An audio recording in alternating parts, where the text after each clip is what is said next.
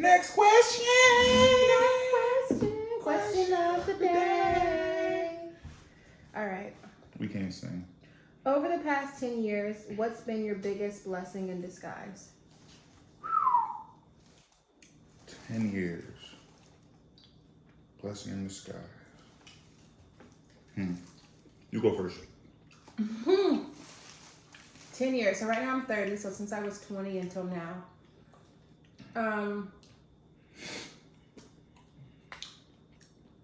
I think that for me, for like a long time, I was single for a very, very long time.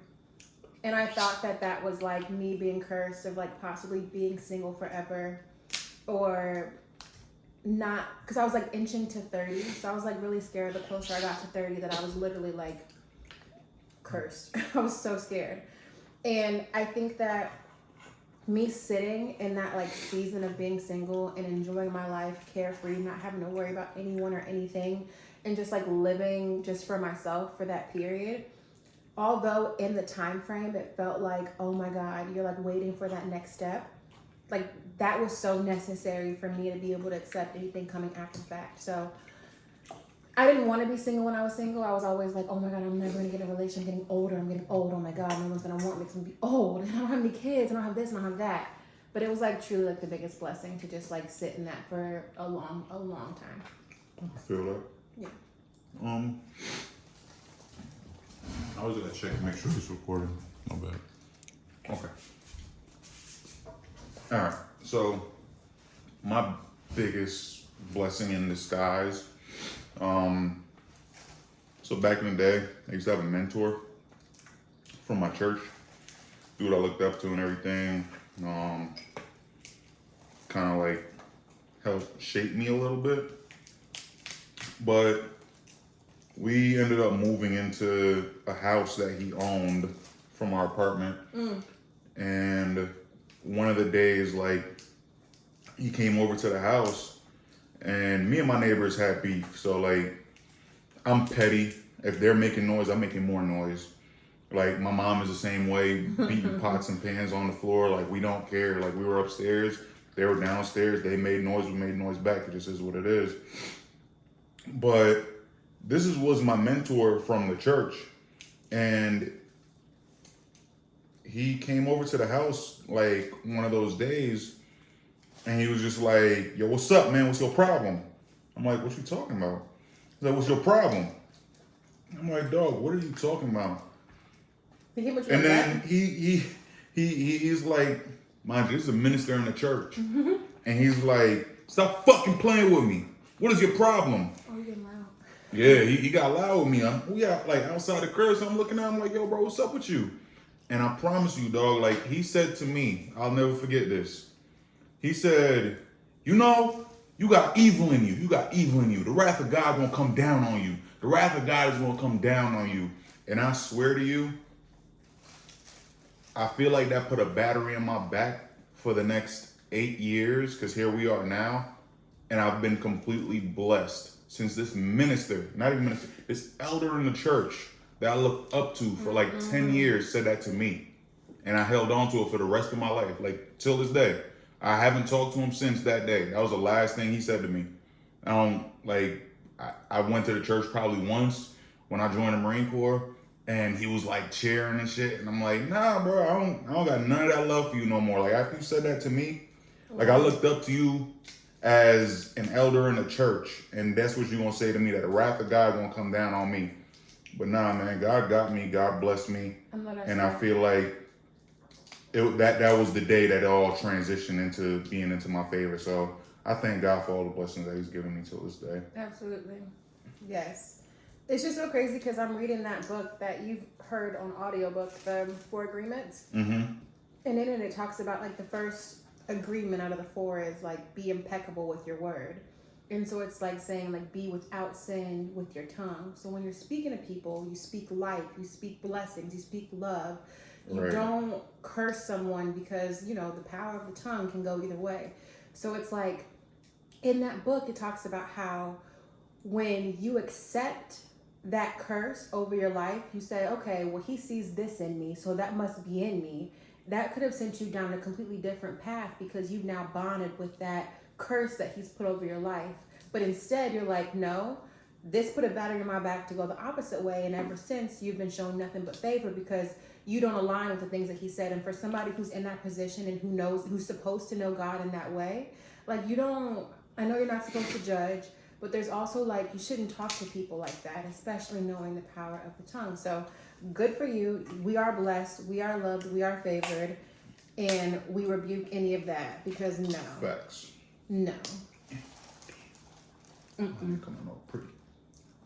Next question. Next question. This might have to be a two-part. It seemed long to me. Yeah. On a scale of 1 to 10, how messy are you to live with? Let's just leave it at that. We call our household Hurricane Myers. I know y'all gonna shame me for this. The entirety of the Caribbean community, not to mention my family. I'm sorry, but I'm tad.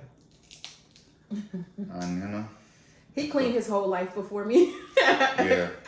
You're allowed to make your space whatever it is, but we don't like let it get trifling. Like it can get messy. Like we have clothes. The and bedroom stuff. is trifling right now. Yeah.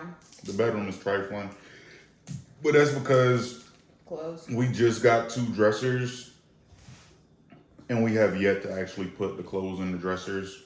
All right. But that's really it. It's the bedroom for me. Like that. The bedroom is on demon time. Terrible. Yeah.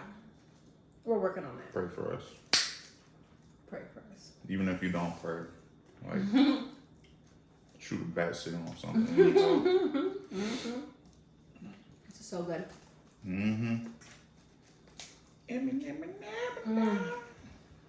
It's like the best one I've had from there. Ooh. I think since I don't have sausage. Look at that. 5-pound pork. Anyway, next question. All right, hold on. You want to make this the last one? Is the last question? No. Did you want it to be?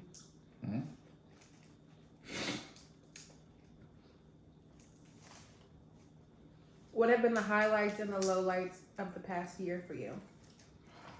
Okay. I mean, it's really like easy. So We had a lot of great things that happened last year. right. The biggest highlight, Sage, obviously our son. And then the lowlights, the passing of a lot of people for me. So I've had in the last 4 months, 4 people passed away that I was close to. So rest in peace to them. I pray you all are doing, well on the other side, not suffering like you were over here. Choked on some spit. But yeah, those are my lowlights. Yeah. Yeah. I have the same highlights. I think Sage, and then a year ago we were already married, right? So it's just really Sage. Yeah. So Sage is definitely the biggest highlight. And then lowlight, I mean, I share in your grief. Like, I hate to see him sad, and there's nothing that I can do, and there's nothing that I can really say, but just be there as a support. So I'd say that was definitely a low. And then just me dealing with my postpartum anxiety, depression, that was also a very low point for me, just because when you're in something like that, like, mental health is no joke. And when you feel that cloud over you and you don't know how to escape it, it just follows you, and you do everything you can to get rid of it, and it's just there, it's a really hard place. So if you have people who love you and who support you and who want to see the best for you, it makes it a lot easier and more bearable. But that was a low. Yeah. I can see that for you. I was thinking that. Yeah.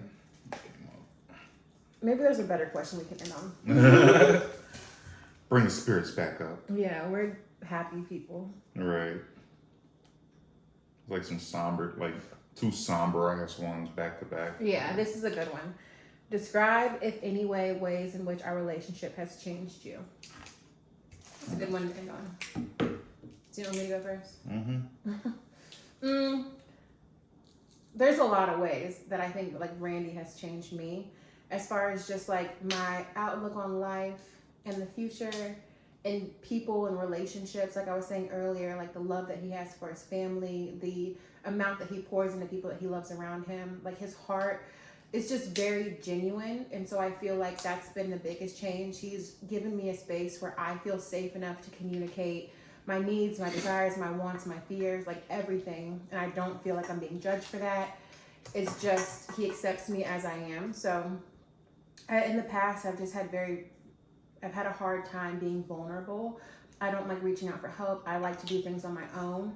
And so I think that through us being married, I've found like my person. So like I don't bear the burden by myself. Like there's someone else that can help walk through life with me, help guide me. And I think just the way that he treats people, and even like when we were just dating, I was like in a grocery store, and I think I had like picked something up and you were like, no, put it back. Like put it back where it belongs. And I'm like, why? I can like literally just put it right here. So it's like, even when no one is looking, even when you have no responsibility to the place, like you still have responsibility to like your neighbors and to, you know, other people who's gonna have to do it for you later on. He's like, no, do the right thing. So I feel like that's the biggest thing. Like I always think about like how he would treat someone, or how he like me being, I don't want to be judgmental, and I'm trying to free myself from that, but there's been times where he's like, you don't know what someone's going through. Like it just reframes the way that I like think. So the way that I think, I see the world, I show up in the world is different because of you. Aww. That was like a very long answer. Hey, it was a great answer. Thank you. I'm over here like, damn, I forgot the question. Oh, because I was talking to him. The way that I've changed, our relationship has changed you, I guess? Okay. I can say that part of what I've learned in our relationship is that I gotta watch what I say sometimes. You know, and be like conscious of the words coming out of my mouth, because it can be like hurtful if I say it the wrong way. Because you're so blunt. I'm very blunt, but it's like some things is like I didn't mean to say it in that way, and even though you understand it, like it still hurts that I, you know, would say something that, you know, would trigger you or something like that. So I've learned to be very conscious of the words coming out of my mouth to you and to like other people. Yeah.